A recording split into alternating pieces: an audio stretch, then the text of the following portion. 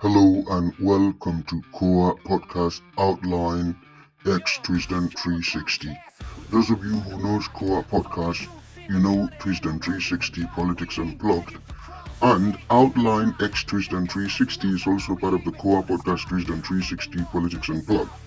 And today it's going to talk about Rufa'i or Rufa'i Hussaini versus Minister of Work Deb Umahi epic interview that is trending, and how Hussaini displayed real journalism. Take a listen to the whole program. To clarify, this is read from Twisden X Outline X Twisden. This is clarification. It all happens on October the 7th during the morning show on Arise TV. Uncle Hussaini Rufa'i praised Works Minister David Umahi about the Lagos-Calabar Coastal Highway project, raising concern over transparency, cost per kilometer, and raising accusations that Umahi had reported Hussaini to President Tinubu questioning because of his questioning. Umahi defended his credential, insisting that he's a professor of engineering, and treated Hussaini's question as disrespectful, said you are too small for me to report you. You don't understand. You are asking what you are asking. Hussaini refused to back down, maintained his right to ask tough questions, and emphasized that public deserve clarity and accountability. And the critics of this exchange were split. Some praised Hussaini's tenacity and his role in holding power to account, and others, notably APC figures, condemned him for seeming disrespect. But let's take a listen to the interview.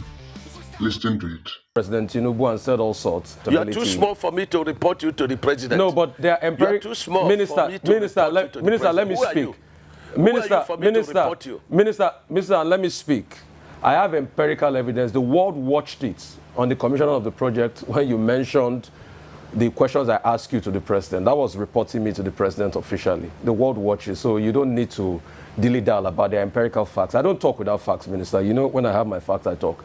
And I insist on my question when I ask on cost. Rufa'i, let me only address you. Minister, in, you will not, like you will not allow me speak. The problem is you will not allow me speak. Because you don't know what you are speaking. But let me speak. Let me speak. You will not. What your profession is. You will not allow me speak. You see, if you can just keep quiet and be calm and just allow me speak, I'll be happy. All right. So my question still persists as regards the cost per kilometer. You cannot tell me that we don't have a right to know the cost per kilometer. Even if it's an undulating landscape, give us all the facts and the details of the cost per kilometer. That's all we'll ask for. Other questions as regards the loans taken. Let me finish. No. I will Let keep me quiet finish. for you to damage Let me information. finish. Listen to me. Minister, you will Listen not to allow me speak. The minister will not allow me speak. No. Don't do that with me. Minister will Don't not allow do that me with speak. me. I was in your studio. Minister will not and allow when me the first section was on, and I ran the figures. And what you're asking us is 750 kilometers of coastal highway. We should tell you cost per kilometer. So you multiply by 750. That's nonsensical. No, so tell me the cost per kilometer. There's nothing too hard for you to tell me that figure. You've not still told me that figure. So I was right on that point. The second point... Because you don't understand anything. The second point I'm trying to make is You don't understand anything. I'm a professor in this field. Okay. You don't understand anything. What university gave you professorship in this field? And you cannot ask me to tell you a cost. What university gave you professorship in engineering? I didn't know you were Professor Umahi, Minister. Yeah, what you have watched is the portion of that video between Rufa'i Hussaini and Deb Umahi, Minister of Works. But here is my take. Nigerian politicians are rarely grilled. Journalists too often ask soft questions, friendly, rehearsed decorum over substance, and that is why many call Rufa'i unprofessional. But let me be clear that what he's doing is the professionalism. He might not be a mass and communication student, but what he is doing is the real journalism and is what it is taught in the school of journalism. And here is what he did right, if you can just pull off and look at it. He kept asking his questions. He didn't deviate. He asked hard, uncomfortable questions about cost, transparency, and accountability. He didn't apologize or elongate his questions to be nice. He follow off, pressed for specifics. This is what journalism is, not a pounding praise or careful avoidance. And yes, by doing this, Hosseini becomes an outlier, someone who understands that this job is not just to interview, but to expose, to confront, even if it pisses off the powerful. Umahi, by contrast, responded like many public officials that wanted to, protect their image in the public and keep stealing Nigerians.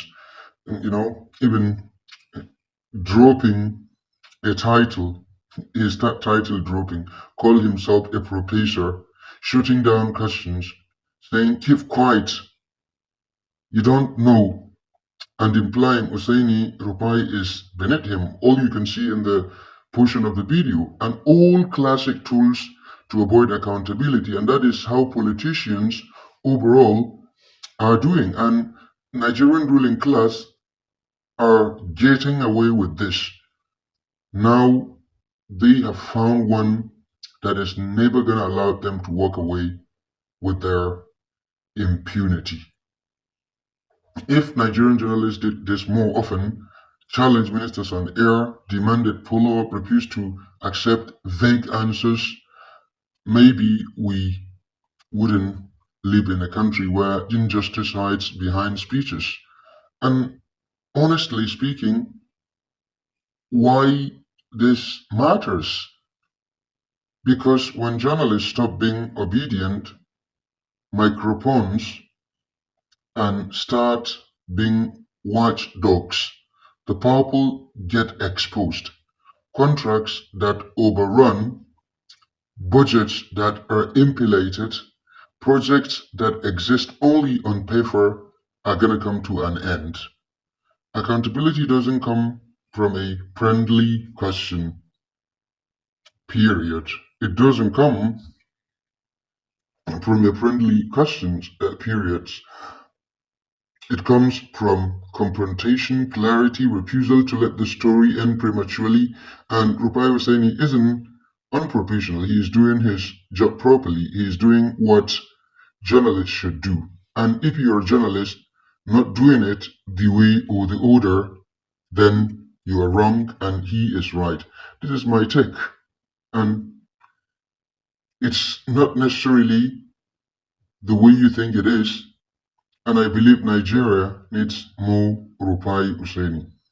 This is all we have got on this issue because it's been going wrong. Even though they accuse him of being obedient, that is why he's grilling Nigerian politician. He has a right as a Nigerian to hold any political view. Is his constitutional right, and nobody should be suppressing him just because he's an obedient or. After the Rufa'i Hosseini epic interview with Deb Umahi, Minister of Works, we are going to go to another issue on Core Podcast, Twisdon 360 Politics Unplugged, and Outline X Twisdon. Don't forget, you are listening to Core Podcast, Voice of the Many, not just the few. We are going to talk about Omoyele Sowore, one of the most peerless and fiercest Nigerian political leader ever existed. We have one Facebook group called We Are All Sowore Movement that aim at discussing, sharing, and talking about anything Sowore. And yesterday, his open challenge to the entire Southeast leaders, politicians, priests, businessmen, influencers, entrepreneurs, and every conscious Nigerian to participate in protests against the continued detention of Nnamdi Kanu to go to Asherah to challenge this injustice. A This Facebook is the page report. or a Facebook group that is talking about anything concerning Nigeria's president of the oppressed Nigerian. Not the one in Asherah, but the one in the street fighting for them. That is number one. So let's go to the topic. I'm not gonna be praising him like a praising singer, but I will set the facts straightforward. Sowore is the most purest and most fearless political leader in Nigeria. His movement knows no tribe, no religion, and no boundary. It is a struggle for truth, justice, and the people. And we are proud to be one of his disciples. I honestly feel sorry for anyone who is not part of this movement that will liberate Nigeria. And now I can say without fear of contradiction over his recent statement that he is the only Nigerian politician of non-Igbo origin who boldly stood firm against the marginalization and criminalization of Igbo people, even when it wasn't safe. He spoke truth, protested, and stood with oppressed. Now he is leading call for Nnamdi Kanu's unconditional release. That is not politics. That is courage and conviction. That's why I'm saying we are all sorry. Join the movement of total liberation. It is not too late. We must liberate this country from this criminal, megalomaniac ruling elites. This takes me to our next topic on the episode.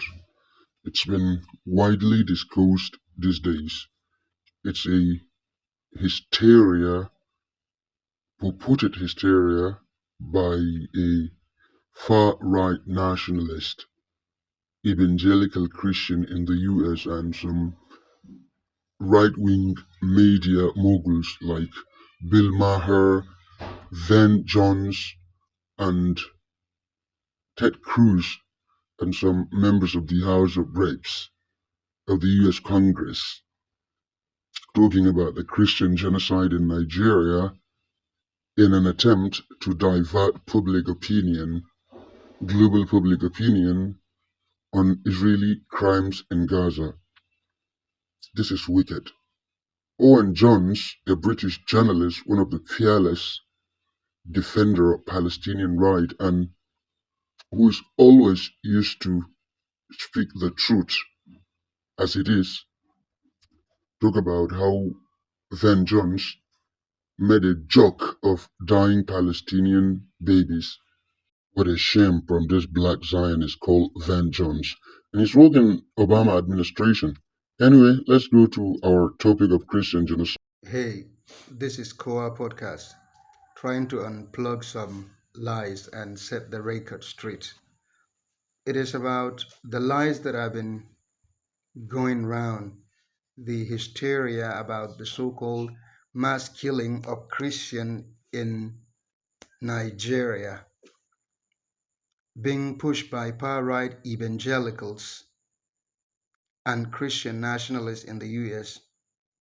It is a lie, a calculated deception, been pushed by far right and Christian nationalist, mostly far right evangelical and Christian nationalists. I stated clearly, from Ted Cruz to Bill Maher to Ben Jones. Yes, the same Ben Jones who mocked murdered Palestinian babies on live TV and their Trump MAGA cult. In the US, there is no difference between Republican and Democrats when it comes to Israel. Ben Jones is an advisor in the Obama administration, yet he is defending Israeli genocide, coming on TV to mock the death Palestinian baby, the murdered, the maimed. by Israel. These people are liars, and these are not voices of compassion. They are architects of hypocrisy. They supported, funded, and defended Israel's genocide in Gaza, then turned around to stage a fake moral crusade in Africa.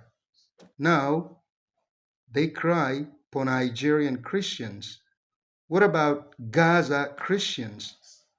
Spare us the sanctimony and hypocrisy. There is no genocide against Christian in Nigeria. There is nothing like genocide against Christian in Nigeria. Our country faces a deep, long-running security challenge, one that has claimed lives across Zamfara, Katsina, Kaduna, Sokoto, Niger, Borno, and Adamawa. A decade-long conflict, and these states are Muslim-dominated. Yes, killings have also been happening also in Plateau, Benue, Kwara, Nasrawa, and indeed some other part of the country that are Christian dominated. But they are not in large scale as in Zamfara, Katsina, Kaduna, Sokoto, and Borno that suffered from Boko Haram terrorists and the other parts that are suffering from armed criminal bandits. These security challenges are nationwide, caused by negligence, corruption, failed governance, not religious persecution. This propaganda is nothing but a psychological escape, a desperate attempt to divert global attention from Israel's crimes in Gaza and to cleanse the guilt of American complicity that has been going on and on. Everybody come to terms with Israel's criminality and US mendacity. Yet the Americans don't want to stop doing this. You can't preach morality while financing murder. You can't quote scripture while blazing genocide, even though the evangelical Christian wanted the Jews to conquer Palestine and other Middle East countries so that there would be a greater Israel. The genocide in Gaza is not a conflict, it is a moral collapse of the Western world. And we all know silence is complicity. There are not only been complicit by their silence, but complicit by their action. They defend, they support, they whitewash. No amount of propaganda from the West, whether it is from the left or from the right, no evangelical lie, no far-right Christian nationalist, and no American rebranding can erase that truth. Israel recent days, despite the ceasefire agreement with Hamas, has intercepted the smooth flotilla with thousands and hundreds, if not thousands, of activists from around the world that went to break the siege against Palestinian people in Gaza. It was intercepted with Greta Thunberg, David Adler, Thiago Abila. These were taken to Israeli genocidal regime custody and tortured, some of them released and some of them are yet to be released. The Israel has become pariah state. The sheer depravity that is going on in Gaza is absolutely crazy. It is indescribable.